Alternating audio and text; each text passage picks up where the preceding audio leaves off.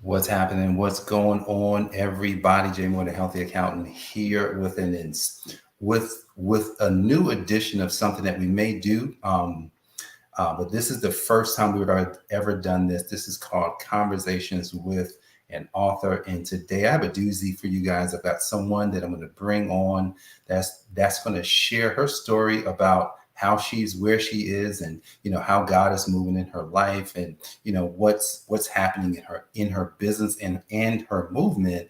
But I want to share with you exactly how I came into this person's ecosphere, if you would. And here's how it happened. We were at a conference. No, not April. It was October of 2023. It was my birthday. Yeah, I just turned 52. We're at the conference, the 100X conference in California, and stuff was happening. Everybody kind of came up to the front, and I can't remember what Pedro Adeo said that day, but it was like release of something, and then our guest Daniella Ordonez, what she did was she must have said, oh, and she just kind of went down on her knees or whatever, and they said everybody around her touch her. And so I just so happened to be right near her. I put my hands on her, and I knew something. I knew something about this person was amazing. I barely knew her. I knew her from Facebook and seeing her on there, but I didn't know anything about Daniella. But for some reason, something happened that day. A connection was born. Didn't know what the connection was until March of 2024, when Daniella made me an amazing offer. She says, "Hey, if you would like to 10x your business, I'll help you write a book." And I knew that I should do it, but I didn't have a book to write. And something said, go write this book. And so here it was. I didn't have a book to write. Here's this person that I touched, got connected to October of 2023. And I don't know, something just bursted. And so Daniella walked me through creating something that was really on the inside of me. It was not something that I sat down trying to figure out how to do it. She just walked me through what to do, how to think, what to literally I had stuff available, and she literally helped me orchestrate this new book that we're launching this week, Beyond Tax Strategy. So I just want to welcome our guest today, Daniella Ordonez. She is the story creation coach. What's happening, Daniella? Hi, Jay. Well, thank you so much for having me. And thank you for sharing that. I actually didn't know that part of the story, and how, I know we met there in person, but I didn't know that part. So it's really, really an interesting fact. That's awesome. Yeah, absolutely. It wasn't literally until if it was this morning or last night, Holy Spirit was just like, hey, do you remember when? That was the moment when it happened. And I was just like, oh, I thought it was something else. He was just like, nah.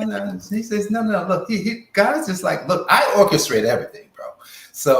So you don't know what I'm planning for you, and I've already set things up. So just jumping from there, man.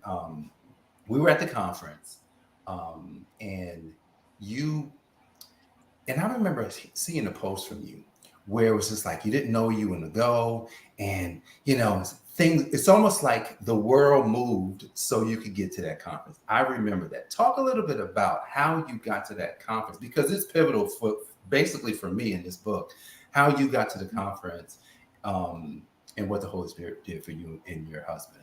Absolutely. Well, first, I want to say that yes, everything is 100% connected. God knows.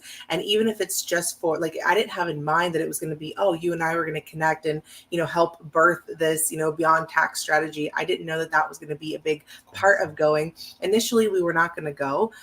We've kind of shied away from traveling, because we have 2 young kids. My daughter was only just turning a year old, and I have, he's now 4, but he was just 3 and change at the time when the conference was happening.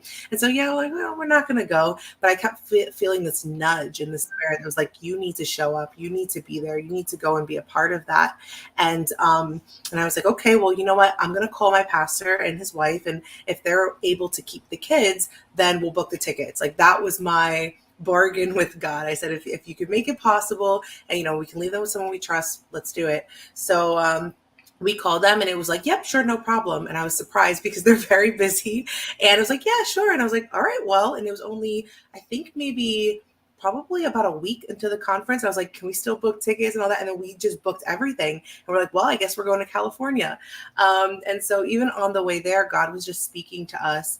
And for me, it was a thing about overcoming rejection. So just an interesting thing that I shared actually at the conference was God was saying that I was reclaiming what had been stolen from me from the time of my birth, which was, at the time my parents had been in a tumultuous relationship and my mom had left New York to go to California. And my mom was actually saved in California. The minister laid hands on her and I flipped like John the Baptist in her belly for the first time when she was only like maybe, I think she was 5 months pregnant.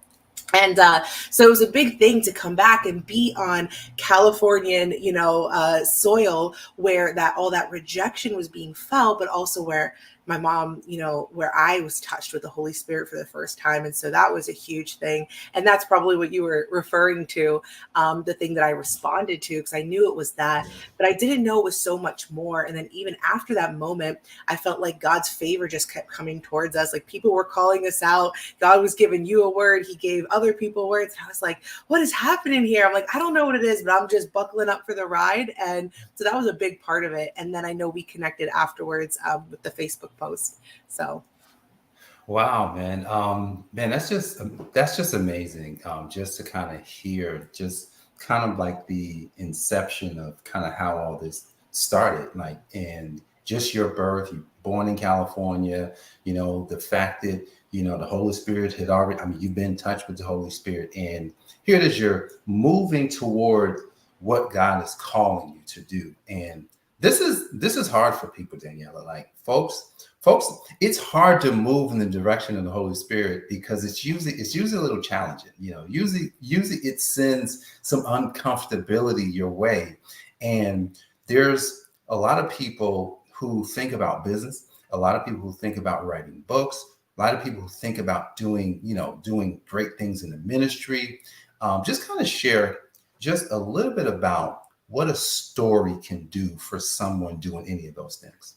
oh my goodness. Well, first I want to say I kind of want to piggyback off of the words that you were just using, that they think about it. And a lot of people don't actually do it. And so a lot of times those dreams sort of die out, right? Because you're not willing to take that step, whatever it is, because of fear or whatever it is. But God will ask us to do things that make us feel uncomfortable. And when we're able to push past that is when we're able to actually see he had in store for us from the very beginning. A lot of times we think we're waiting on God, but God's actually waiting on us to make the move of what he told us to do in the first place. So as far as stories go, and this is really just goes further back. I don't know how much further back I can go than when my mom was pregnant with me, but further back than where we are now. So Listen, I got something for that after you finish there. Go ahead. I got okay, something. yeah, definitely. Well, so yeah, even as a little girl, I always loved stories. I always loved books. I knew that I was going to get into some form of something that had to do with books, and so I ended up getting into the teaching field. And when COVID happened, is when that life change happened for me, and God launched us into online businesses and pretty much what we're doing now. But really, it was just always a desire and a love for story and a love for books. And I knew this was probably, I want to say 2 years before I was fired from my job in 2021. So this was like 2019. And God had given me a couple dreams. And in those dreams, he was giving me some interpretation, telling me, you're going to be a coach. And I did not want to be a coach. I said, I don't want to be a coach. I don't want to do that. That's not my thing. Like, I'm happy in my world, learning, reading books, doing my own things.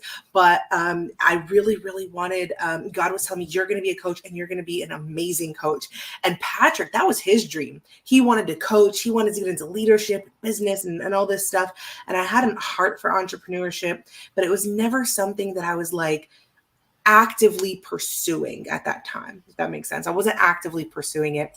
And then he had given me a dream after that. And he showed me a person who was a professor, an English professor, and he had all these books. And I, at the time, couldn't put two and two together. But here we are today, coaching people how to write books, how to launch their businesses from those books, and how to increase what God has called them to do. And I didn't take anything that was not already let's say in existence, right? The Bible talks about our testimony, and there's power in our testimony. And so that's the thing that's going to carry you through. It's a thing the enemy can't take from you. It's your story. No matter how much they, the world or the enemy tries to twist those things, he can't take it from you. He can't take the victories that God gave you. He can't take the stories that are living inside of you. That's something that you're always going to have. And I believe we have a mandate and a responsibility to share it. And one of the number one ways to do that is in the form of a book, because books last. If the world crashes and all the internet goes down, all of our podcasts get erased, I have something physical in my hands that I can give to my children, and they can give to their children, and it will always be there and help you build that legacy. So it's so important to tell your story. Wow, man, it's important to tell a story. The funny thing about story is, we come into this world knowing there's something about us, like, and so you mentioned, early in your statement how you just felt something from when you were young. You felt something pulling you. And recently I came into some information about like the beginning, like the origins of us. And so I've been sharing this because I think it's so powerful. And every person has already won. Like every person. So we all were a sperm at some point. Mhm. And there's 500 million sperm trying to get to the egg, but you made it. So when you was mentioning, I was just like, yo, the fact that it was pulling you already was the fact that you won. See, we don't come into the world totally empty. See, God already placed everything in the seed. So the fact that you had a story from when you were young, the fact that you Holy Spirit in California, that's where that's where things kind of is like inception. But now you're living it out, and so it gets a little challenging. And so you said I think you mentioned some rejection, like you had to start. Oh, it's just so much rejection. This is when people get hung up, right, with the rejection. Talk a little bit about that, because people starting business, wanting to write a book, wanting to do something in ministry, wanting to do something bigger than themselves, we come up against rejection. And so the fact that you mentioned it, like when you look at rejection now, what do you see? Oh, wow. Well, the Lord definitely did a lot of healing, I think, in my heart. And that was one of the first things he had to deal with. And it's like, they say in the inner healing world, it's like an onion. There's levels and layers to it. But I believe that the higher you go and the further God takes you, the more he's going to deal with things as they come. Like he's not going to be like, slap you with it all. And, he's a gentleman. He takes you through the process. So yeah, for me, that was a huge one. And so I had been connected with prophetic heart healing. That's actually how I got into this whole world with, Pedro and Keith and all of them. And we found an ad from Elise and Tarak, and we connected with that community first. And I think that was pivotal for us my husband and I both, to get inner healing, because in business and whatever you're doing, you're going to go through rejection. People are not going to always agree with your vision. Even when I started Network for the Kingdom, I would meet one-to-one with people. And I'm talking like 45 minutes to an hour, just hearing what they did, what was their expertise, and really trying to develop the leadership behind the movement.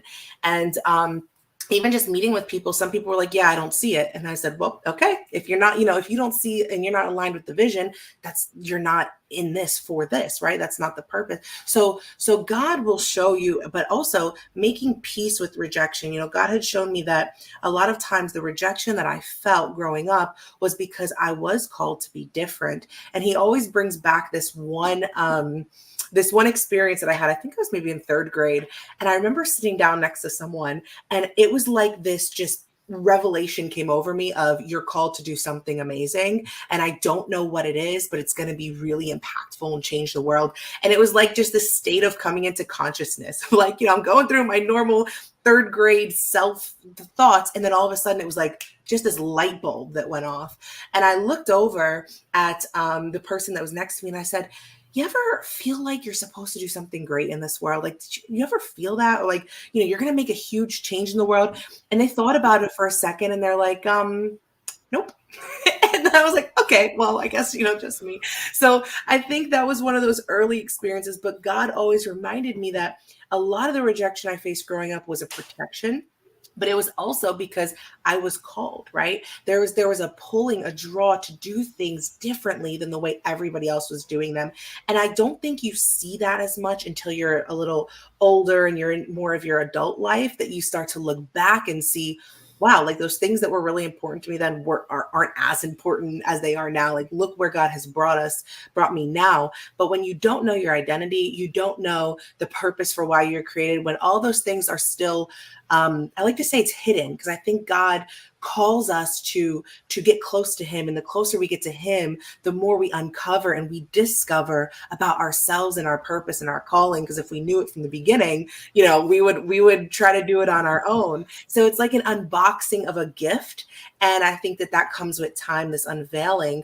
But when you're in the place of not knowing is when you're subject and open to the lies of the enemy and a false identity and all these other things that sort of get built up. And it's really funny because one of the first challenges I ran about books had to do with overcoming the spirit of rejection.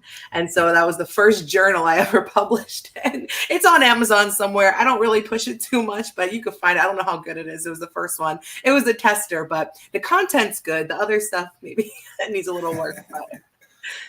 Wow, man, rejection. Rejection is, it's an interesting thing because, rejection, when we look at it just holistically, is one of these things that no one wants to be told that they're not liked. No one wants to be told that they're, that what I'm saying is not useful. And the fact that when we do anything worthwhile, there's going to be rejection. Like someone's going to reject you, and when I look at, the fact that there are, so many people on this planet, there's 800 billion people on this planet.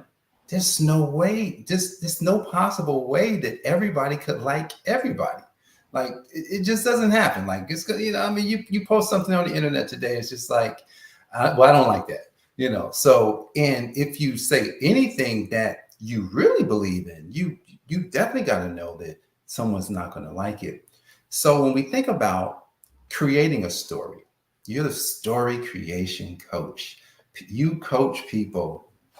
I got some books over here. Hold on, where are you? Oh, that is one. I've got one of Daniella's books that she's coached. I'm assuming these folks got coached to write in this book with you, God Belongs in Business. And then I have another one over here somewhere. Is it here? There it is. Just got them last week. So creating wealth for the kingdom. And here's what this could say. If you write a book, you can potentially create wealth, but for the kingdom. Like that's what it's saying. That's what I was like, you know what? This is so ingenious. If you write a book, you could do something great. Now, here's the thing.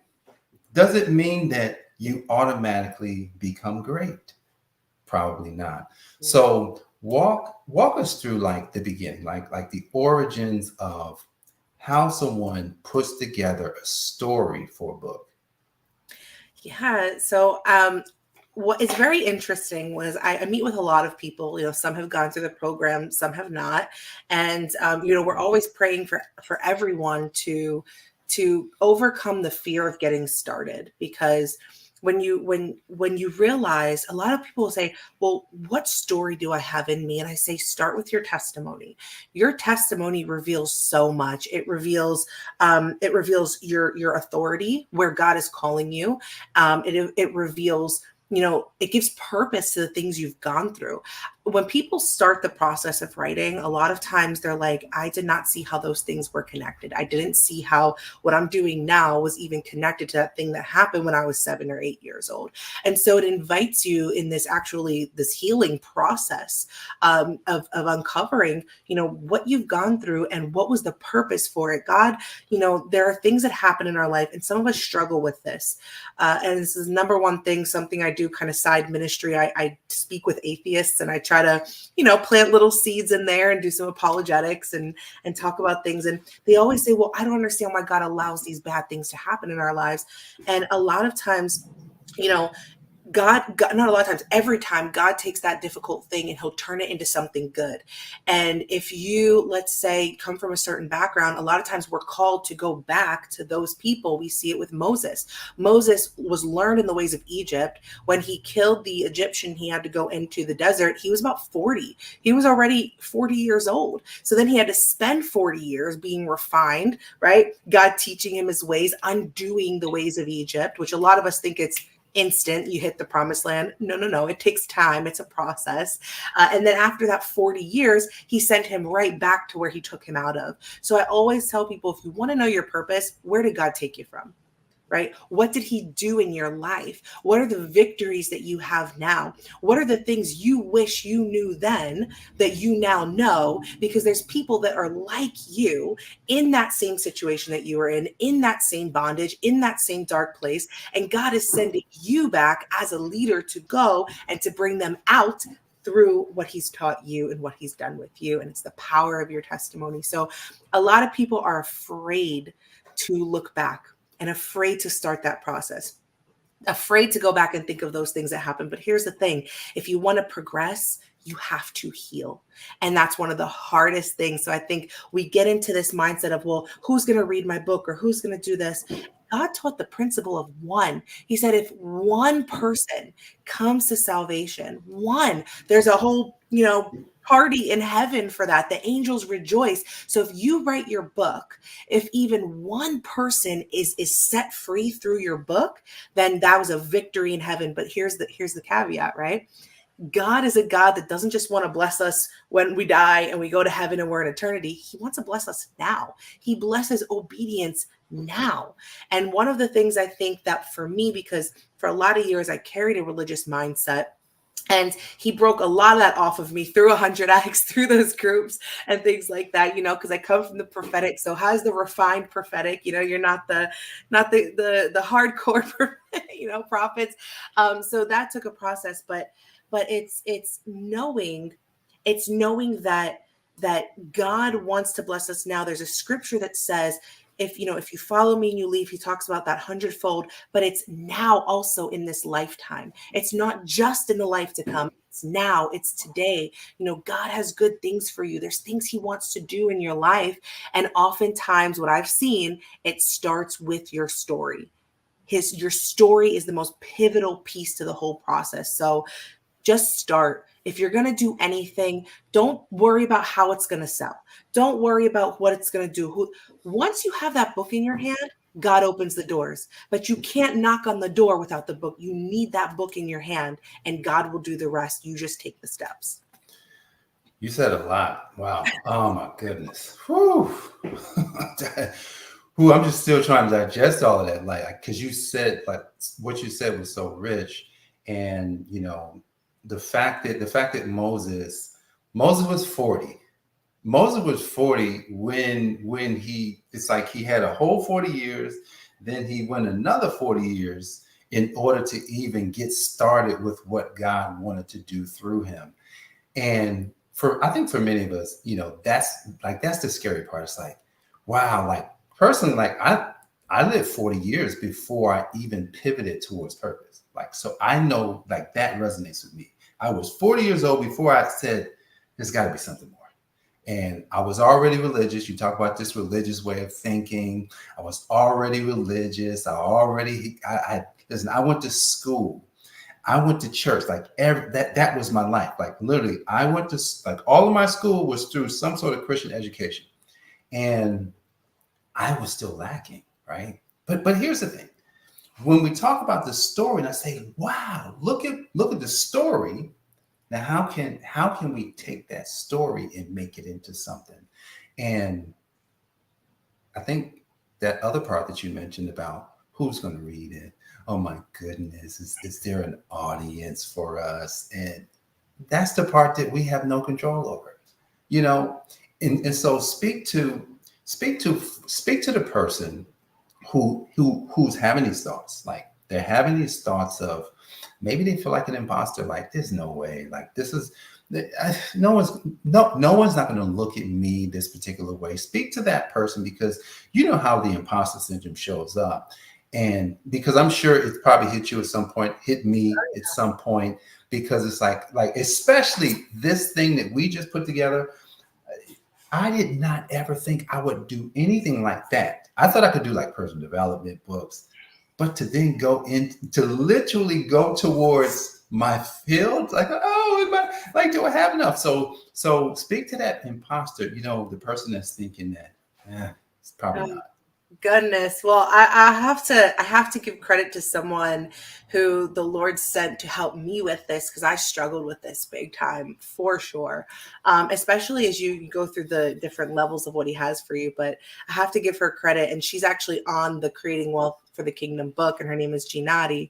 And she said to me one time, because I called her, I'm like, oh man, I'm dealing with this imposter syndrome stuff. And I'm like, do you know about that? And she's like, yeah, I know about that. She goes, the devil's an imposter, not you. And I was like, it was such a simple answer. And I was like, wow, that broke off so much off of me, because it made me think, yeah, I'm not an imposter. God said that I'm this, this person who has authority in him, and I, have been given, and he came and died to give back that authority, what was stolen, what was lost in the garden. He came to give that back to me. And if he says I'm going to rule and reign with him, I need to start thinking of myself as that person here. A lot of us have the eternity mindset, which is good in some regards, but it's not good when you're living your day to day and your brain is only so focused on when I die, when I die, when I die. Well, what are you doing right now? So, the enemy focuses you on the past and the future. There's worry in the future. You have no control over it,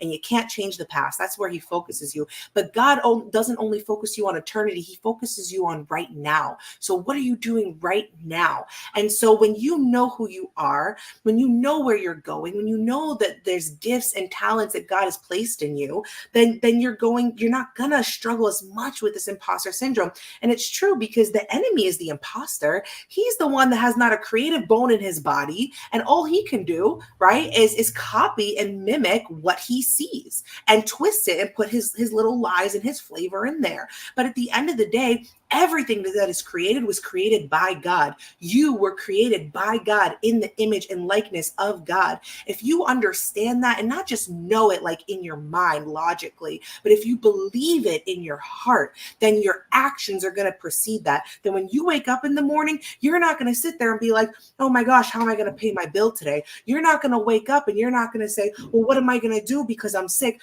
No, you're going to start believing what God already said about your circumstance, what he already said about who you are and your situation. And there's going to be a peace that overtakes you, because it doesn't matter what happens at the end of the day.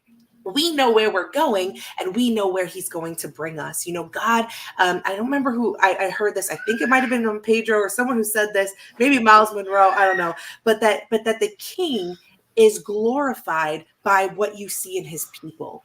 Right. So if you have a people that are constantly struggling and, upset all the time and all this stuff, people judge that. The world has an expectation for Christians. It has oh, that's not very Christ-like. How many of you have heard that one, right? Or, oh, really? Would Jesus do that? So the world already has an expectation for what a Christian should be and should look like. But then what happens is you bring the kingdom.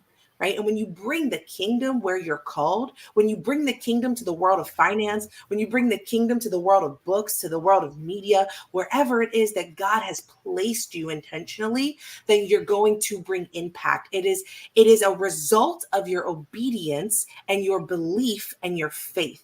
That's all you have to know. If you can do those things and you can believe those things, you're going to be impactful. And there's no such thing at that point as imposter syndrome. When you feel that, enemy, you're the imposter. I'm not the imposter. You're trying to copy me because you're trying to copy my God. So no, you are the imposter, and you need to turn it around, because he has no problem trying to gaslight you into thinking it's about you when it's how he feels. So. Oh boy. I think if there was an imposter, that person has been stomped out. So hopefully, if anybody's dealing with the imposter, you already know. Look, she's given us the key to that, which is the enemy is the imposter. So forget all of that. Like we are literally we're made in God's image, and the enemy hates that. He hates the fact that we actually have that God gene. That's what we possess. So there could be no imposter. And so these books that you've been writing, um, kind of like, what was like how did it start? Like literally when you wrote your first book and second book or whatever, just kind of, let people know like where you started when it came to writing a book. And what I think you already mentioned a little bit about, about the journal, but just kind of like walk us through the beginning and kind of like, what you've been doing for the past, I don't know how long you've been doing it. So share that with us. So actually, I started writing my first book. Oh gosh, I think this was I have to go a little further back. 2016, I had an urge to write, let's say, a calling, a draw to write a book. And I didn't know what it was for. I just knew it was for my generation.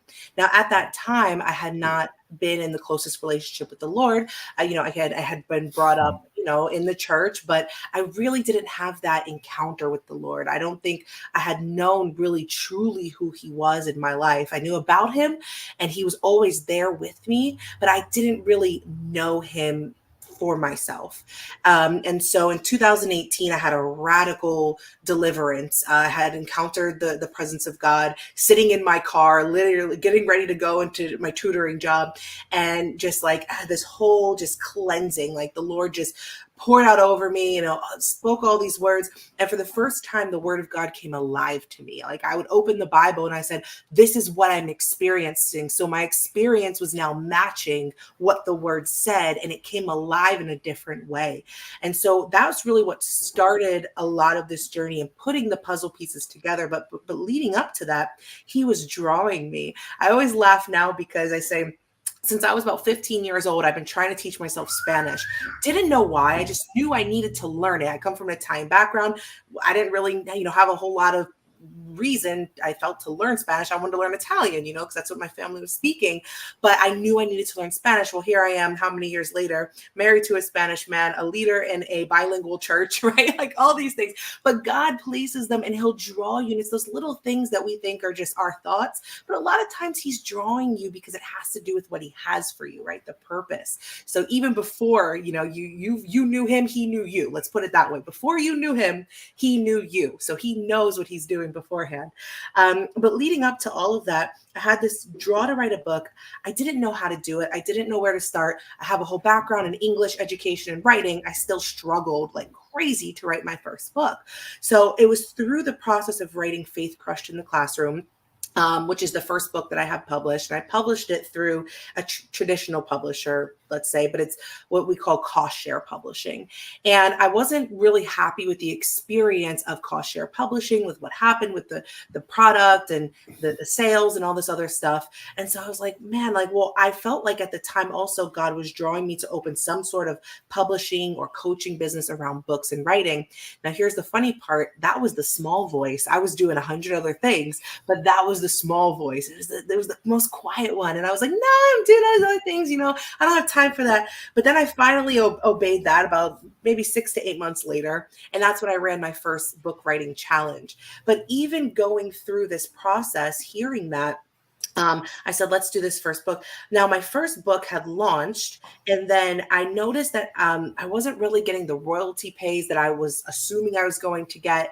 I had this dream and expectation that my book was going to put me on stages. I was going to be in front of people. I was going to be impacting everyone. I was going to sell, thousands of copies and travel to colleges and all this thing. And that didn't happen. But I had this expectation that that's what was going to happen from publishing, going through a traditional publisher. So then God started to lead me, and I started to work, my husband and I together to pioneer a path for people to get there, right? To be able to obtain that dream, but also while maintaining the freedom of not having to go with a traditional publisher. And I do like master classes and things on this to talk about that, but I encourage people to go the self-publishing route, especially when you're first starting out. But out of there, I was able to really help and kind of get this other burst of books that just came out of doing it this way. So this was really God-led and inspired to give freedom back to people in a process that I think is sort of old wineskins, to be honest. Nice, nice, nice. Wow. So started, you went through the process, you wrote a book, went through a traditional publisher, didn't like how that worked. Just this is interesting how opportunities pop up. I don't like how that worked. Maybe there's another way. I heard so many stories of people who go through a process. They either didn't like it or they liked it, and then they went into the business of whatever thing that they actually was in. So here it is for you was, writing books and at this point, like how do you see what you guys are doing? Like what's the future look like for the story creation coach, network for the good, tell your story coaching, like what's the future look like? Like how many, like, have you guys thought about more how many authors you may wind up helping or like that big dream that you guys see for what you guys are doing? Just walk us through that. I would love to hear. And I've got one of my first publisher who's listening, my man David Harris is on here.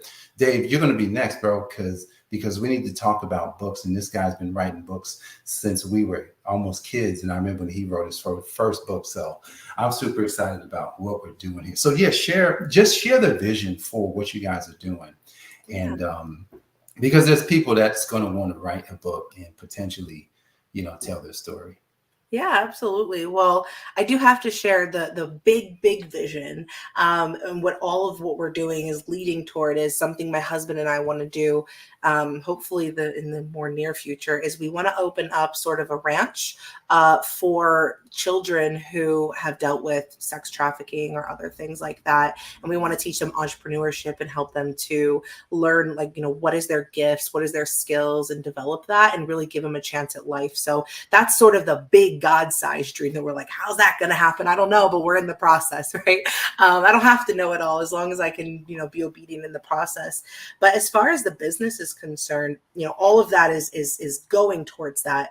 But Network for the Kingdom is more of a movement where God has called us to lift up influencers. So we're sort of coining this term influencer, where the world has all these social media influencers, and who's going to sell this bottle on TikTok, or who's going to do this thing, this supplement, whatever. And hey, no shame in their game, but influence by definition is leadership. It's leading people. And so God said, I want you to raise up my people. So actually, our company is called Raising Jacob LLC, and that is the message behind what we do. And he says, when my son was born, my son's name is Jacob. He said, I'm calling you to raise up Jacob, to raise up my body into their assignments, because a lot of them have died in the wilderness, and we need to resurrect them. We need to bring them back to life. So we started filtering through, well, what stops people? And it can be financial reasons. It can be their physical health. It could be spiritual, emotional. There's so many different things that can hinder someone.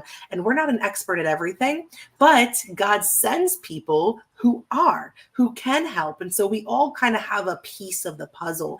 And so with Network for the Kingdom, it's about lifting people into their influential assignments, putting the people on display, right? Giving them an opportunity to connect and to display what they do and what God has called them to do. Because Jay, you have a solution for someone that I don't have.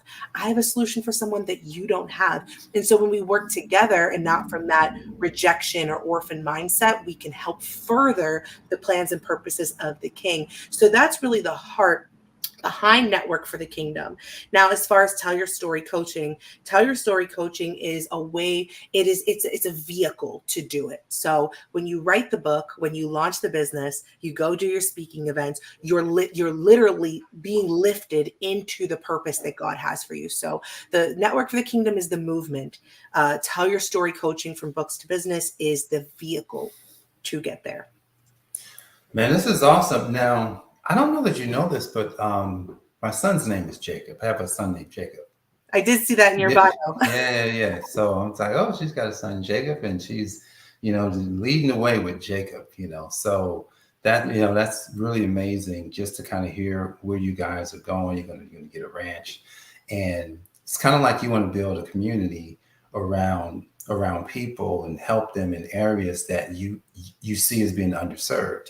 And similar to kind of like the vision that me and my wife have, it's like we want to build a community, of people helping them in these areas: spiritual, mental, physical, in their health, in their finances, all these areas to help people grow, right? So what's interesting about what you guys are doing is that it's almost like you're crowdsourcing to help people to get started. Because this particular book here, guys, both of these books that they recently wrote, it's like it's four people, it's four people in this one, and then is it 12 in here? Yeah. 12 people in there. So all these people are getting an opportunity to get a feel for what it feels like to write. Okay, I guess the question is this: do you have plans for doing other books like that people can potentially be a part of? Yes, I'm glad you asked that because, and I don't know if this is just kingdom math or what it is, but God tells me the numbers of like what to look for with people.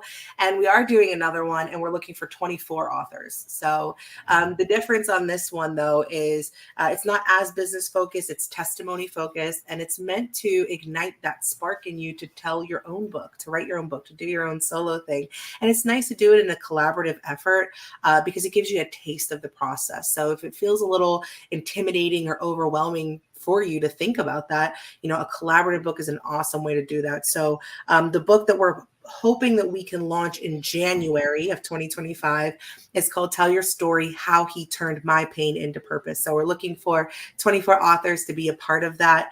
There are different sort of levels that you can opt in to be part of it, but it really is a nice way to either, get your feet wet into the process, or the other thing is nice if you want to expand your own authorship. So we're looking for authors. So yeah, so you can definitely connect.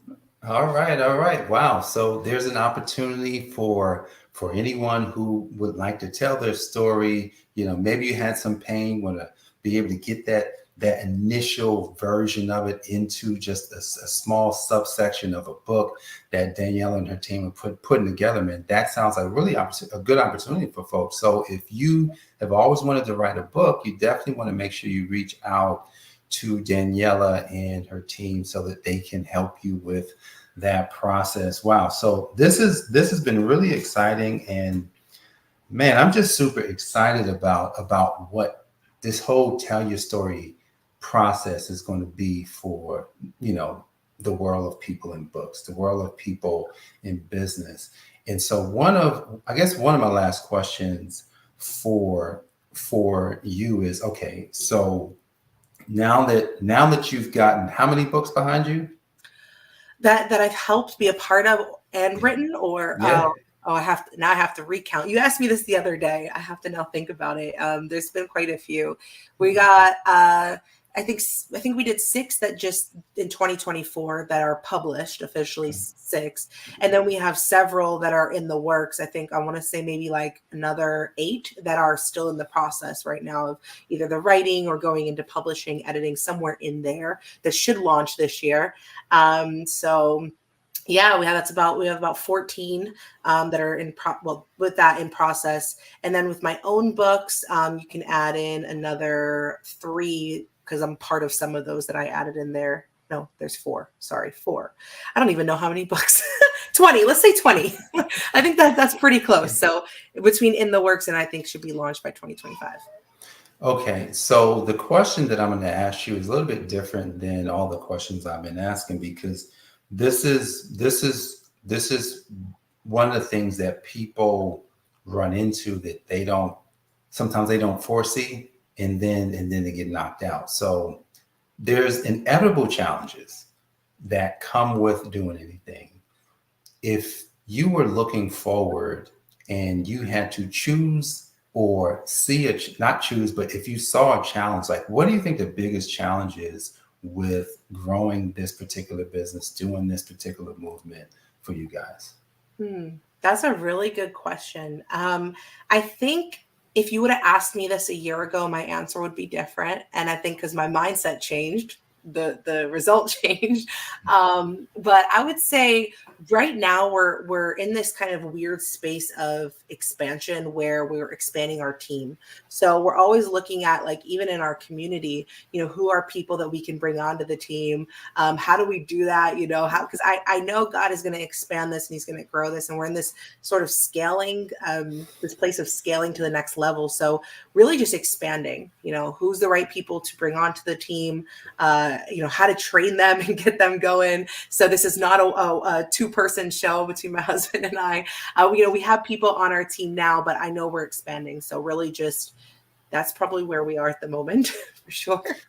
Yeah, absolutely. That is, well, the reason why I asked that question is because I look at businesses all the time. Like, I'm always looking at business. I've been a business, and I would say that's one of the biggest challenges that come up is going from you to more. Like, oh, it's just you and your husband. Then how do we get 10 more of these people? How do we get 20 more people? I was at the gym this morning, something always comes over me at the gym. And what came over me this morning, that's probably why this question came up, is in order to, it's like to get past that thing that could potentially block you, is one, to plan for it, like to plan for that thing. Like, oh, I know this is going to happen, and this is going to cause our business to potentially break if we don't address it now. But also, especially when we're talking about money, we've got to plan on how we're going to use this money. Right. So for everybody out there, you're going in business, you want to do this, you want to do all the stuff, right? It's not about you, right? So even though the story is ours, the impact is not. The story is, so I asked that question because it's just one of these things where we just gotta, it's like sometimes coming to the point where you release yourself of, or you detach yourself from the outcome of where you would like to go, because by being detached from it, it gives you an opportunity to continue to expand. So I think that was my last question. Let the people know what's happening in your world, what they can be a part of, websites, and if you got any events coming up that you may want to share that folks can be a part of. Yeah, definitely. Well, definitely the collaborative book, I think, is a great way to start. And so we are, the doors are open for that until June 30th. So, or until we get the 24 authors, and then it's pretty much whatever comes first. So you have until then, but definitely reach out. I do have some information on it, so you can read about the different tiers and things like that and what's included. But that's one thing. But the other thing, and this is definitely an expansion for us this year, for sure. We've done a lot of stuff on the online space. We've done hundreds. I can easily say hundreds of online events at this point, because when I said I lost my job, I was going. We had our first challenge in like 3 weeks. It was like, I'm not playing games. I don't know how we're going to do this, but God said do it. So we tried, and we did event after event. But this is a year of stepping out. And so we are doing an in-person summit in Carmel, New York, which, Jay, you're going to be speaking there. And a lot of the other authors on God Belongs in Business and Creating Wealth for the Kingdom will also be there. And what's awesome about this is it really is representing your area of influence. So if you've been called to help people financially, you're going to be speaking on where you have authority. If it's emotional, if it's spiritual. So there are, I believe there's 15 of us that will be speaking over the 2 days, Friday and Saturday. There are virtual tickets as well. The event is free. But if you can make the ride or the flight out in person, highly recommend that. You're going to get to meet all the speakers. You're going to get books signed. And if you hear anything, let's come full circle to what you asked me in the beginning. I wasn't planning on going to California. And if I didn't go to California, we would have never really been able to talk. There was a lot of other connections that God had opened up from going there.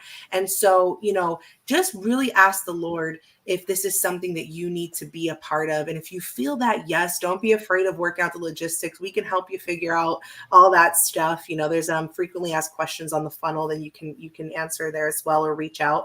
But just go, because sometimes it takes one connection to be that next thing, or for you, like you said, it's not about you, but for you to be the solution that somebody else needs. If I didn't show up there, maybe this book wouldn't have happened in the way that it did, or at the time that it did.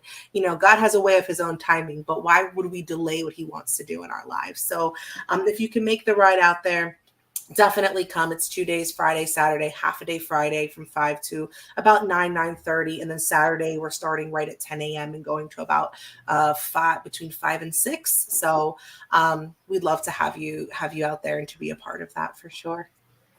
All right, guys, man. So there's an amazing event. Those dates are, what's that, June 21st and 22nd in Carmel, New York. You can reach out to Daniella on Facebook. Daniella, and her name, is it pronounced Ordonez? You got to put the enya, you got to put the Spanish flavor on it. Please say it, because I've been New Jersey, Jay. You know. I know. So it's Ordonez. Ordonez. Yes, that didn't come to me. Okay. The easiest way to say it, I know. And I struggled. My maiden name's Patino. Okay, I had to learn. I'm not a lick of Spanish. Ordonez. But yes, you can say Ordonez is another easy. Ordonez. Okay, I got it now. So you can reach out to Daniella Ordonez on her Facebook page. You can just look it up that way, and then you'll find the information about the event coming up right on her page. I know it's a pinned post up there. Register for it, even if it's just virtual, because you'll be able to experience what's happening in the event. I'll be there. Guys, I'm going to be showcasing my new book that Daniella helped me to write. This is my proof. I got 100 copies coming in the mail. And then I'm also going to have my other 2 books with me. So if you're there, I'm going to also be selling those as well, giving autographed copies if you can make it. So what an awesome, incredible day. Daniella, we just thank you for being here with us on the first conversation with an author.